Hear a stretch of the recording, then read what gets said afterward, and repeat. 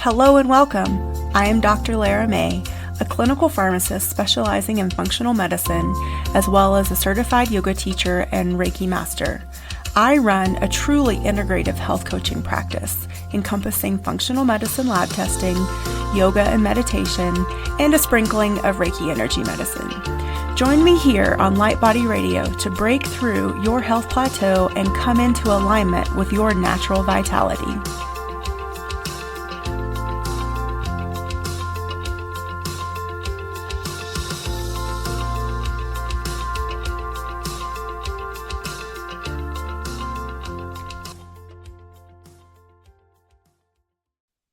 Hello and welcome to Light Body Radio. I am your host, Dr. Lara May, and today I have with me Angela Clement. Is it Clement or Clement? Yeah, Clement. Clement. Okay. She is a former school principal, speaker, angel intuitive, writer, energy healer, and the creator and host of the Awaken Your Soul's Journey podcast and summit series on grief. She is also the author of her new book, Awakening Through Grief, and has co-authored the book Good to the Last Drop with Irene Weinberg. She's a certified grief coach. She helps people in one-on-one and group settings reconnect with their authentic selves after their loss. So welcome. Thank you so much for being here.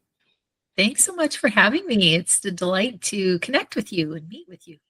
So tell us just a little bit about your story and your journey and why grief has become sort of your platform for which you help others through their journey as well. Yeah, like so many people, I never expected that this was what I would be doing.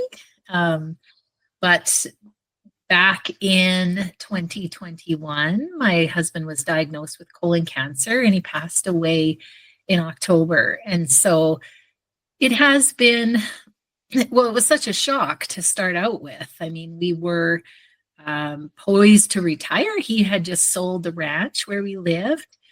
We were in a very small little community where we raised 2 kids, and our children had grown up, and we were ready to do all the retirement things, travel and just follow our grandkids and all that kind of stuff. And then when this diagnosis came, it was just a really big shock. It was like the rug had been pulled out from underneath of me, and we ended up in this process moving to get closer to a hospital, and also I retired from my position. So everything in my life had changed. And so I ended up, first of all, doing like everybody does, maybe not everybody, but a lot of people do, just trying to figure it out on my own. And, people say that, grief will stay with you, but you'll get used to it and you'll learn to carry it. And all of those messages come through. And, a lot of the people that I talked to said that, they were still really sad, some of them 20 years down the road. And the more I heard this message, the more I got worried about whether, this was my fate for the rest of my life. Was this how I was going to feel? This is how it was going to be? And so I really started searching kind of desperately for somebody who could tell me that there would be hope and that there would be inspiration and that there would be comfort and all of that. And so I ended up finding it, very luckily. And then when I did, I realized a lot of doors started opening for me to meet more people who have transformed their lives through some really significant losses. And the more I interview people and talk to different people about their grief, I realized that, it's not a life sentence. It's tough. It's challenging. It's devastating. It's, so painful. And yet on the other side of it, I can see now gifts. I can see things that I would have never experienced in any way, shape, or form had I been living the life I was. And don't get me wrong, I would love to have continued that life. I enjoyed that life. And yet I am finding this, I will say, new life that I'm living now very fulfilling and very joyful. And so my mission is to help get that message out there that there is hope and there's a lot of resources. And so my mission is to share those with everybody. I love too that you talk about it in the context of that it's not just something that you endure that you or that you like deal with. I mean, you do, but at the same time, more than that, it's a process that can lead to a lot of healing. And I don't think that's something that we ever expect at the beginning of that journey of grief, when we move through those 5 stages. And even when we come to that level of acceptance of that person or that soul, that presence is not physically with us anymore.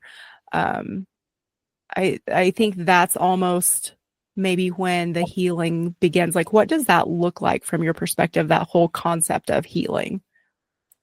Yeah, well, for me, like you say, the process is really all about letting go and letting go of what was, because we can't change it. There's no way to change it. And that's what's the most painful part of all of this. And yet, um, there's there's hope and possibility for the future if we can start to see that. But the process takes time. It's not like, I can just say to you today, well, there'll be hope and you can just, go ahead and start building your new life. It's really, Right. you Yeah. know, And it's not linear either. no, it certainly isn't. But um, each step that you take in your healing journey gets you closer and closer to that fulfillment. And once you start taking those steps, and you can see some of the um, the benefit of it, and you can start to feel better, uh, that gets the momentum going in the right direction. So it just takes a little bit of support and a little bit of education about the grieving process and what it really is and what it is for you and your healing. And then, once you start moving in that direction, then things just get better. But it is difficult at the beginning. And I always preface everything that I say with that, because my heart goes out to people going through grief, because it Mhm. is not easy. It is very challenging and very difficult.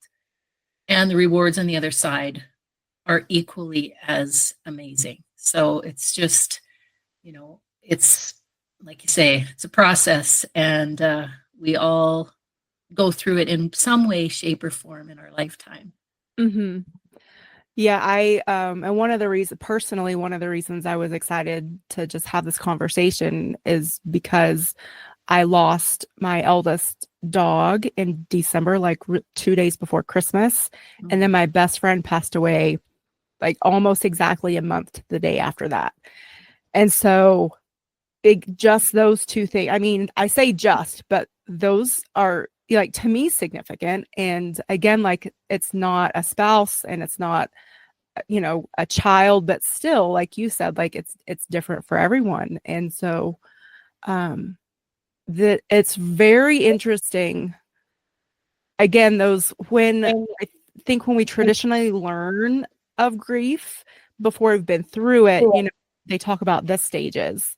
Mhm. But then once you're in it, you're like, wait, what? It feels like a whirlwind.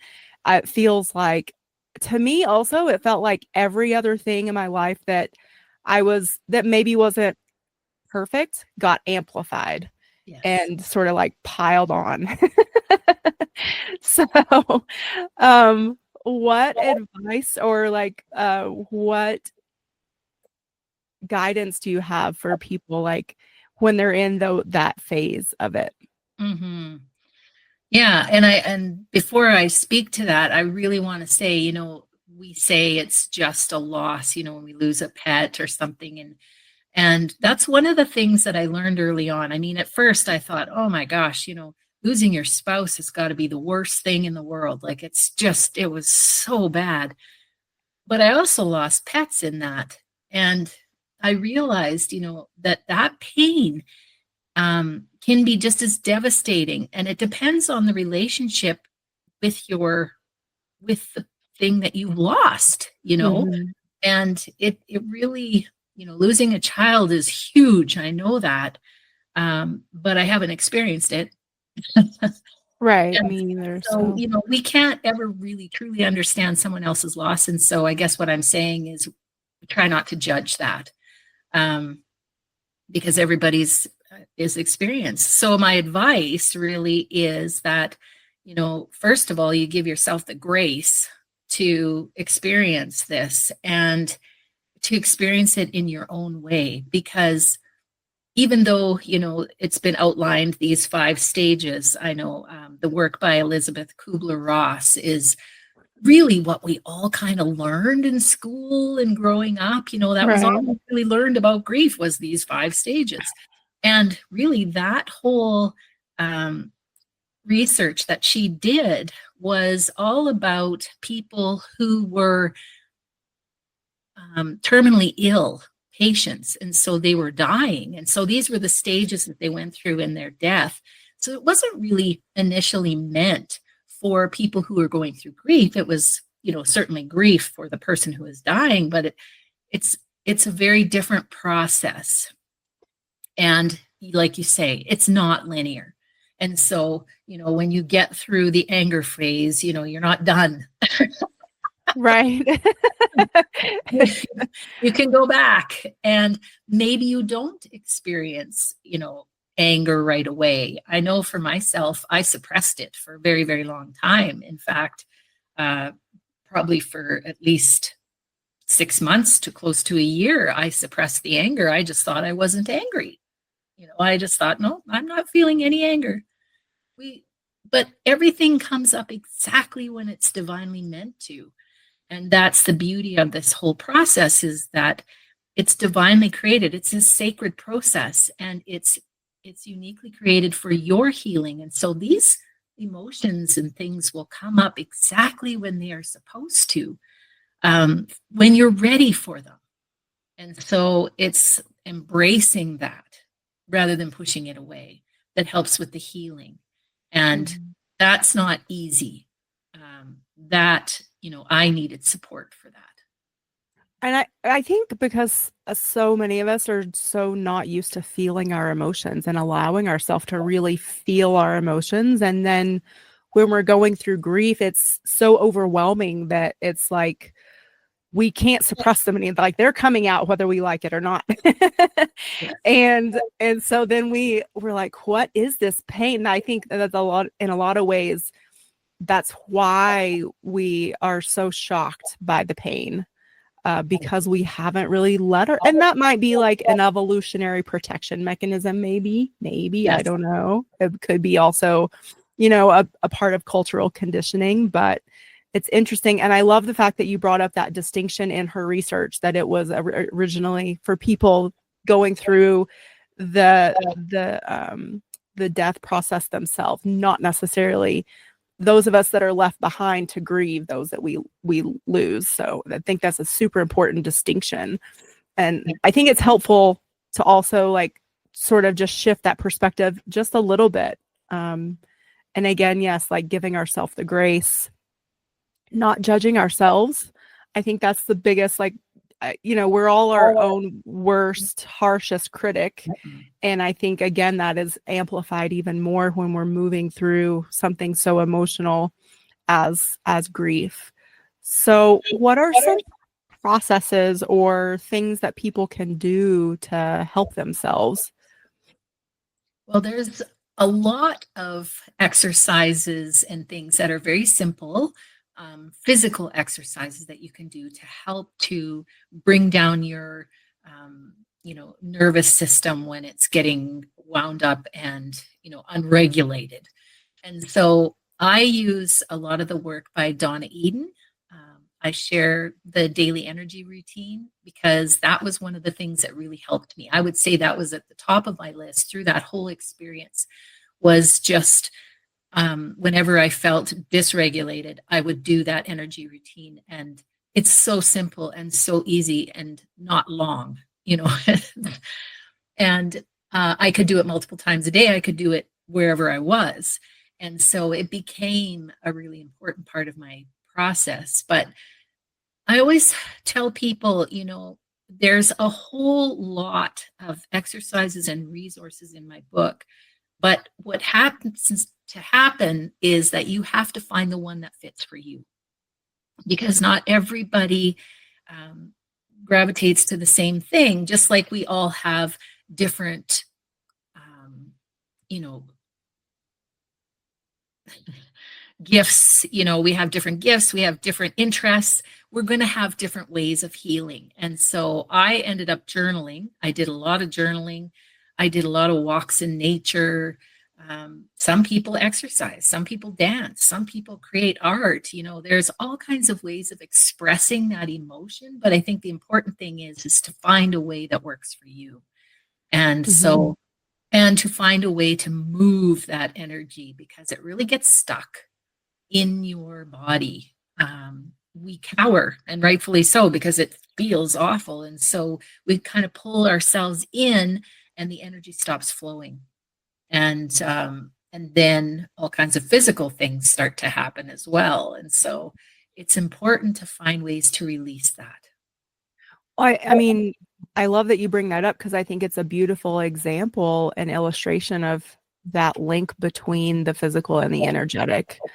And again, so many of us forget, or we're not taught, or it's just not part of how we were raised to think about that energetic connection between our emotions, the physical body, and then of course our energetic being, and the fact that we are all energy. And so it's so interesting that grief can be such an awakening factor, such an awakener to so many different things, both internally and externally. And I think too, it's important to point out that, some people process by being more solitary and alone, like you said, like going out in nature, and others process better like within groups. And so there's support groups or book clubs or different things that you can or women's groups, things that you can find to create and find that community. Like you said earlier, like through this work you found so many people that not only have been through something similar or some sort of grief, but that can also lend support, lend tools, and again, like enlightenment and awakening. Yeah. The process is so challenging. It makes you really look at yourself, and it really makes you examine all your beliefs, because you start to question everything. You question, where is my loved one? Why am I here? What am I doing on this earth? Why would this happen to me? There's all of those big questions, existential questions that maybe don't have an answer right now, but you're searching. And that's what I think ends up with people finding their own truth and finding out more about themselves and what they truly believe in and what they aspire to do, because otherwise, you're just living your life, right? And Right. not to say that wasn't a bad thing, but now I see so much more than I did before. Yeah, it's interesting for me. I consider myself a person that's pretty connected with nature, connected with my inner being, connected with my spiritual practice. But you're right, through this process, like it really does make you start questioning and even looking either for that first time or again and deeper, what am I doing here? Life is so short. It can change in an instant. It, like in the physicalness of it, it can just stop. And but at the same time, like it goes on in some way, shape, or form. Like either your spirit, if the death is happening to you, and or your loved one, they're going on after you're not here. And so there's so many things to think about and examine, and Yes. I love it. At the same time, I hate it. Yes. Yeah, it is really a love-hate relationship, that's for sure. And I never thought I could hate it, because I've I love learning new things, but it is one of those, I think, earthly planetary dichotomies, that I think it's like part of our soul contract as being humans. Yes, Um, for sure. so, And we are human, and that's the whole piece, right? So your spiritual, your soul and your spirit are probably singing because of the things that you're learning through this process. And yet the human part of you absolutely does not like this at all, and when I realized that there are those two aspects of myself and that I have to embrace both of them, I can't just, be this spiritual being going through the earth going, oh, well, it's okay, I'll be fine. I, I'm not, we're multidimensional. And so there's this human part of me that needs to be nurtured and acknowledged and comforted. And, I need support. And so once I started to realize that, I stopped, what did they say? Putting frosting on the poo is one of the expressions, you stop, poo-pooing all of this human aspect that you have, and you start to realize that no, you have to embrace all the parts of you, even the ones that feel, jealous or guilty or shameful or whatever they mm. are. Yes. So we talked a little bit about, and we're sending people to your book in terms of like the exercises to figure out what's going to work for you, like rituals, writing, creating, solitary time, group time. But what about self-care? We haven't really talked about that yet, that piece of why. I mean, even if you're not going through grief, self-care is important, but it becomes even more important, I think. And it sounds like this is a big piece of your work too, when you're going through something that's so emotionally significant. Yeah, I think that's, a big part of that being human piece is that, the human needs to be looked after. And there's a lot of aspects to this. Of course, there's a nutrition aspect, and there's, you need enough sleep and you need the exercise. And the big question it is all is how I do all of this because I feel so awful. I don't want to do any of it. Right. And so I encourage people to just, be patient with themselves, but to take some baby steps in those directions. I think somebody said to me, like if you can do 2% of that, you're building the momentum to get moving forward. So, to really embrace yourself and to just pick one aspect that you can and work on it a little bit. And you know what? Today, if I need to eat 5 cookies to get through, well, you know what? I'm going to forgive myself and we're moving on because, sometimes it's just like that. But yet, the small steps that we can take, walking in nature or doing things for ourselves, those are huge. Mm-hmm. Well, and then just forgiving ourselves and moving on is huge too. That's a huge, I think, like self-care aspect that a lot of us struggle with. And so on, and other contexts as well. So that's, I think that's definitely important. And again, probably a big challenge for a lot of people because again, like we're our biggest self-critics, right? We're our biggest, so we can be Mhm. so hard on ourselves. Absolutely. And so I also want to bring up this concept of that grief lasts a lifetime. And I love how you just come right out and say, like, that's not comforting. Like that to me, and I agree with you, like that's not a helpful concept. So and it's very discouraging. So how can we shift and reframe that to help us be more gentle, move forward? Instead of maybe feeling like this is just something we're going to be stuck with for the rest of our lives. Yeah. If we understand grief as a process and a God given or sacred process that helps us move through this pain, then yeah, grief is here with us for sure because it was given to us at birth so that we could, take the loss of moving out of the womb or, losing our blankie or the bottle, or, all of these things that happen to us in life. So this process is here to help us move through that and heal through that. So that part I understand is here with us, but I'm looking at it as something that's helpful, not something that is negative. And then if we think about, the number of people that I have interviewed, and probably you too, who have gone through trauma, that have gone through grief and have come out on the other side and are living these joyful, fulfilling lives, there's so much that we can do. And we do not need to live in that pain. It's been proven over and over and over again. And I believe everyone can move through that. You might be saying to yourself, well, maybe that's good for them, but I'm not going to be able to. No, I truly believe everyone can. It's just a matter of time, because first of all, we all move through it at different, speeds. That's not really the word I wanted, but it takes a different length of time for each person, right? And so we're not going to rush it, but at the same time, we know that there's light at the end of that, and that there's hope, and that there's, a way to live joy again. And so that is my big message.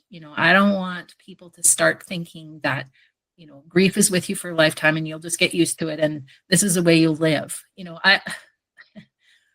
That's not exactly how it is. Yeah, I think in some ways it's a choice. I mean, Yes.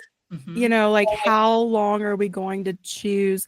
Because I'm of the belief and sort of the school of thought that our thoughts create our feelings create our actions and our results. So if that holds true, then this feeling that I'm feeling surrounding grief, whatever that is at the moment, can still be traced back to a thought. So what is the thought that I'm thinking about this that's holding me in this painful spot? And that is empowering because I can change that. I can choose to think something else. I can choose to shift it. I can choose to keep thinking it if I want, but I can also choose to move forward.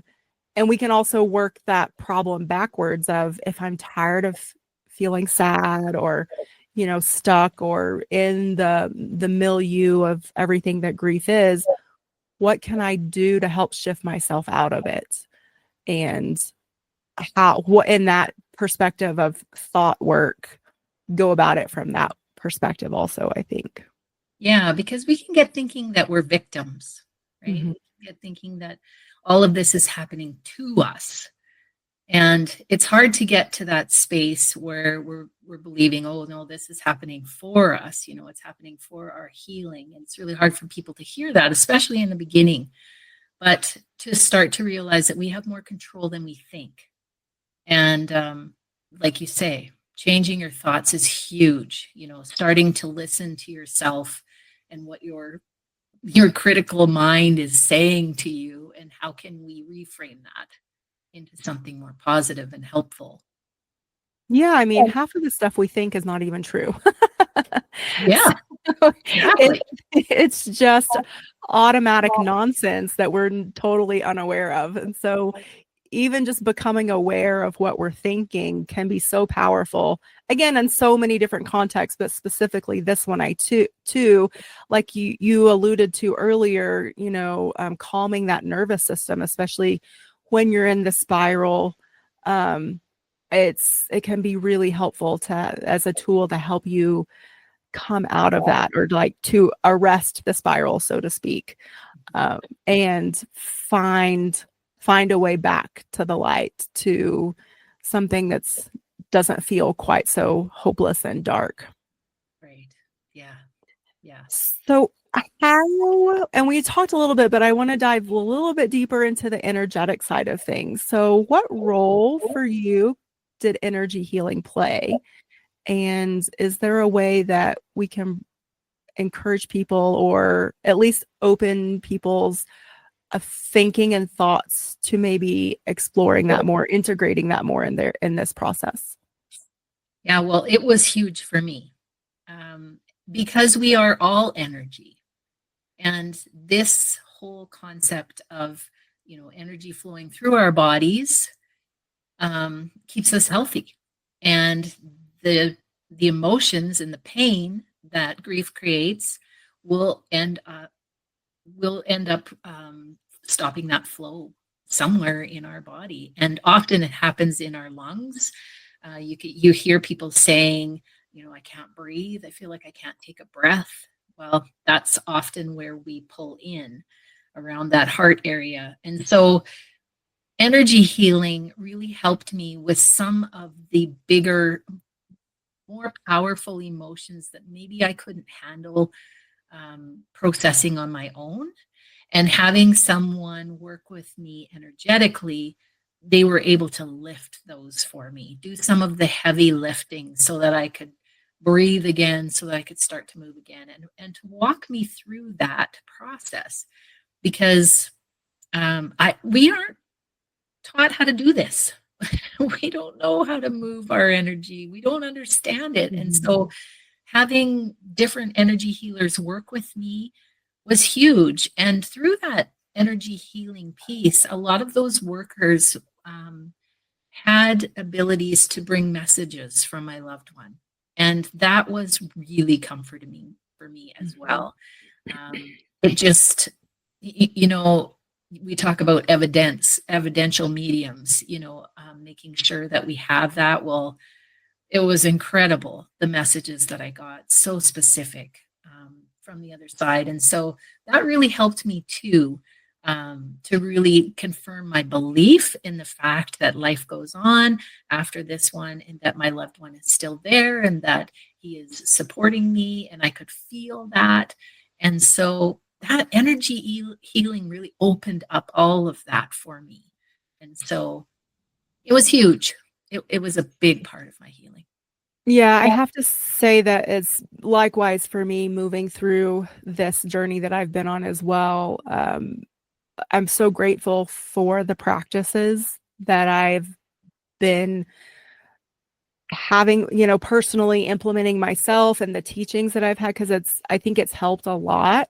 But I think even if you are already a practitioner, I think it's important too to have another person to help hold space. And, because again, like it can be dark and lonely and hard and painful. And so don't go at it alone.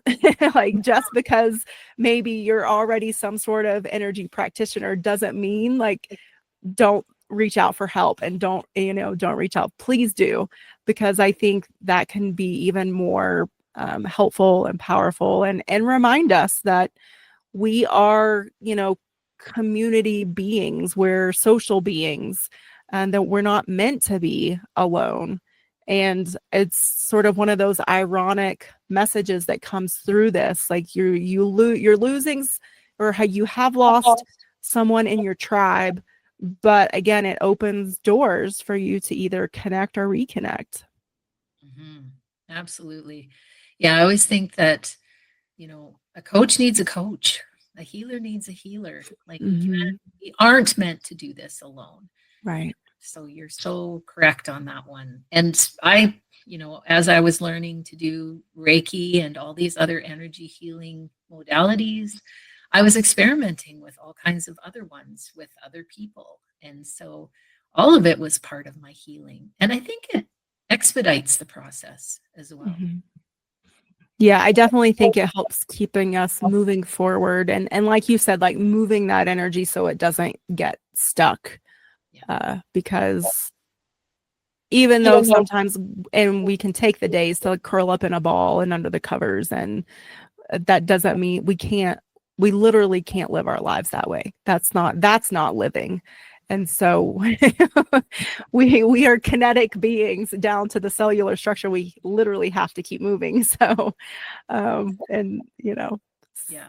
Yeah. And I think there's a real balance between that, even though I'm introverted by nature, and I felt like, I could do this in my bedroom with the door closed, I found out that no, there has to be a balance. You do need that connection with other people as much as I wanted to pull in.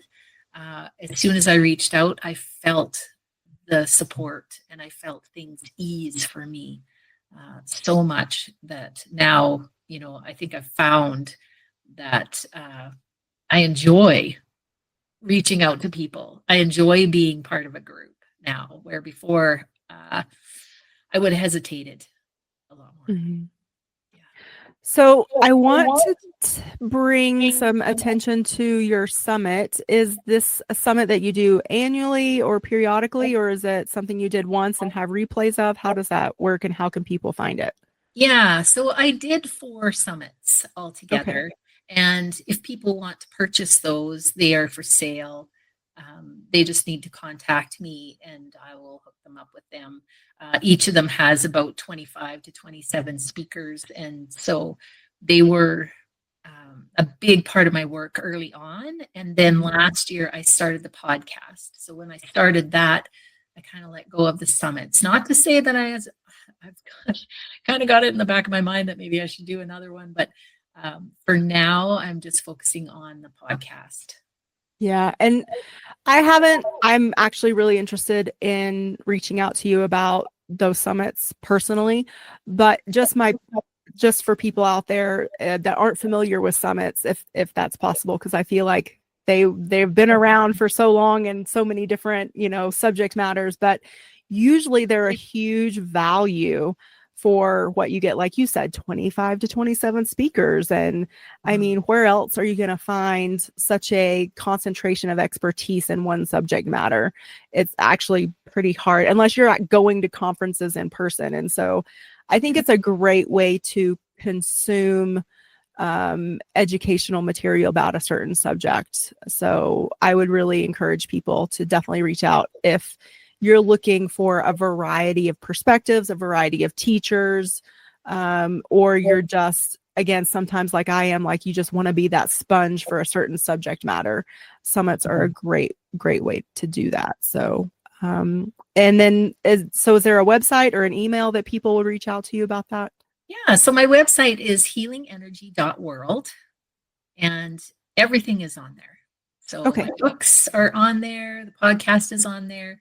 I have a support group that I run about every 10 days on Zoom, and everyone is welcome to that. It's been running for over 2 years now, and I have a fantastic core group of people in there that are so knowledgeable and have a lot of resources. And I keep notes at those meetings. And so I post them online as well. So you can go through and see all these tried and true resources that we've been sharing and what we've been discussing for the last 2 years.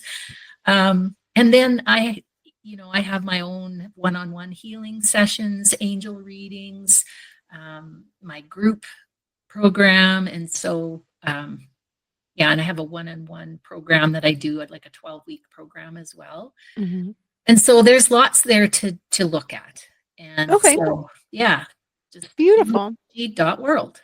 Yeah. Healingenergy.world. I love it. Is there anything else that we haven't touched on, or anything do you want to bring forward before we wrap up? No, I just want to really thank you for taking the time to connect with me today. And I I just want your listeners to know that, if you're feeling tough, it's okay. There's better days to come ahead, and to just Mm-hmm. go ahead and take that step and start searching for what can help you. Yes, knowing that you're not alone. So there's always Absolutely. resources too. Yeah. Well, thank you so much. I really appreciate your time and your wisdom and all of the work that you're doing. Definitely, everybody check out healingenergy.world to find whatever that piece is that resonates with you. And that's going to be that missing puzzle piece for your journey at the moment. Thank you so much. Thank you.